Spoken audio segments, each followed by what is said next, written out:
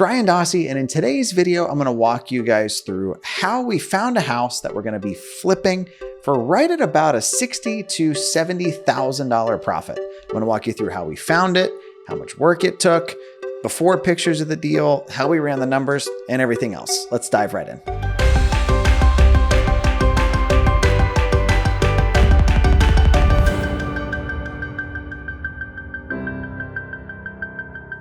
So let's get the numbers on this one out of the way first. We got the property under contract for $148,000. Our total renovation is going to come in right at about $60,000 to $65,000. Needs quite a bit of work, but we think this one is going to sell for right between $290,000 and $300,000. Now, if I assume that I'm going to have 6% in selling costs, I only get $290,000 for it, and my rehab ends up costing me the $65,000, not the $60,000. We're looking right at a $69,000 net profit on this project. I said on this one, we might make as little as $60,000, so I'm giving myself about a $9,000 buffer there on top of the 6% selling costs and the 10% construction overages, just in case something comes up or we miss a little bit on the ARV. My last year as a W-2 employee, I made $23,000 pre-tax. So for Noah and I to make $60,000, double that on just one deal is not something I'm upset about. Now, there were a couple interesting take-homes from this deal that I want to make sure you walk away with. The first one being that this particular property actually had an IRS lien on it. Historically, I've avoided marketing to properties with IRS liens. I've imagined if it's kind of gotten to that point that like they're not going to sell to anybody, and clearly I was wrong there. It's a niche that we've not really targeted. It's one that I know easily how to pull, so it's something that we're going to look in adding to our marketing campaigns. This particular seller heard one of our ads on the radio, gave us a call, and requested that we come out to take a look at his property.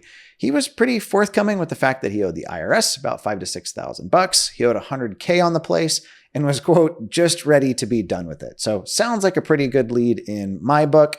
When they owe 100, we think the property is worth 3 and they're, quote, just ready to be done with it. That all sounds well and dandy, like everything's going according to plan.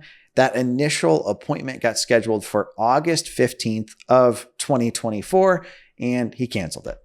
And they booked another appointment and he canceled that one. Now, if you're like myself and a lot of the folks I've worked with, you're like, well, this guy's clearly not serious. Well, third time ended up being the charm on this one. We went to go look at the property in late August, and we kind of just walked him through his options. What we would buy the property for, as well as what we thought it was worth on the MLS if he just wanted to clean it out and not really do too much to it. Now, it does need quite a bit of work, including like paint, flooring, roofing, and a lot of other odds and ends, which makes it a little bit harder to list on the market as is. However, when we left that appointment, that's really what he was leaning it to, listing the place on the market to try to get as much out of it as he could. Now, between the end of August, September, October, November, December, and into January was a ton of follow-up on our end. We had over 29 touch points to get this place under contract and at the closing table. It's one of the reasons that I'm a huge proponent of utilizing a CRM to track when I reached out to somebody, what I said, when I have to reach out to them next time. There's no way I'm tracking 29 times that I have to follow up with somebody in like a notebook or remembering it up in my head. Now, this particular deal was funded by one of my private lenders. I've covered how we raise private money at pretty substantial detail in my ebook that I'll link to down in the comments, but we used one of our lending packets. So our lending packets simply walk our lenders through why we like the deal, pictures of the place, what we're going to buy it for, how much work we're going to put into it, and some odds and ends that we're going to do, as well as what sort of return that we're offering them. Typically, I'm paying my private lenders 8% interest plus 1 point. They're covering both the purchase and the remodel.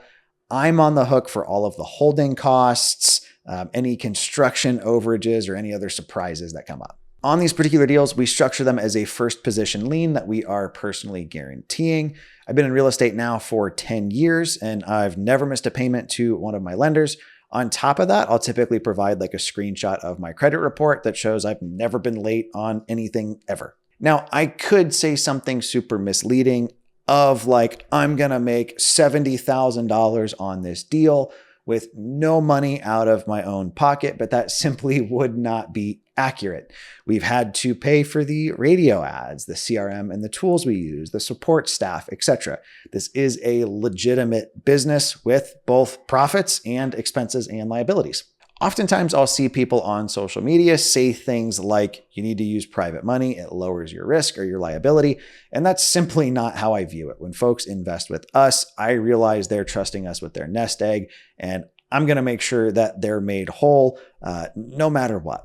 While some people might say utilizing private money lowers your risk, in my opinion, it elevates it substantially. So I've got 3 quick takeaways for you guys. The first one is don't be afraid to market to properties that have tax liens on them. We didn't market to this one, it found us, but it's not a niche that I've historically messed with at the federal level. Oftentimes, real estate investors will look for properties or deals at things like tax auctions, but I haven't really heard anybody talking about going after the federal ones. One caveat there is you want to make sure that the property value far exceeds the lien value, because the IRS, in my experience, doesn't take less money than they think you owe them. The second point that I've got for you guys is to make sure that you are just ruthless in executing on your follow-up.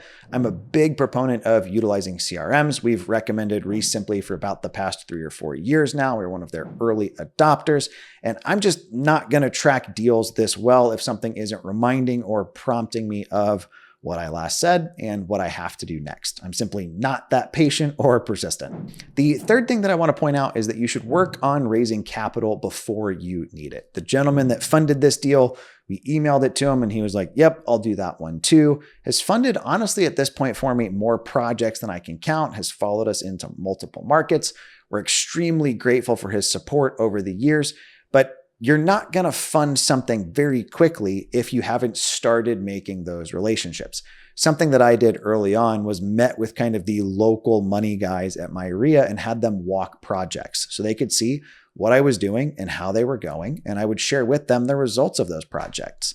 Hey, we thought it was going to go for this. It went for this. I'll keep you posted next time I've got something coming down the pipe. On this flip, the seller initially wanted to have us list the property to help him get as much as he possibly could out of it. But unfortunately, his health started to decline, and him and his family decided what was in their best interest was just to cash the property out and be done with it, because they didn't have the time or bandwidth to take on the clean out, let alone doing any of the repairs to get it more market ready. I realize that most of us are impatient in hearing that we spent money on marketing. We had to follow up with somebody 3 times to get out to an appointment. We had to work the lead 29 times to get it closed.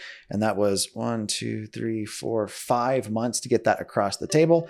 Isn't sexy, but it's real. Welcome to real estate investing. Thank you guys for taking the time to hang out with us. If you haven't already, be sure to like and subscribe. Again, my name is Ryan Dossey.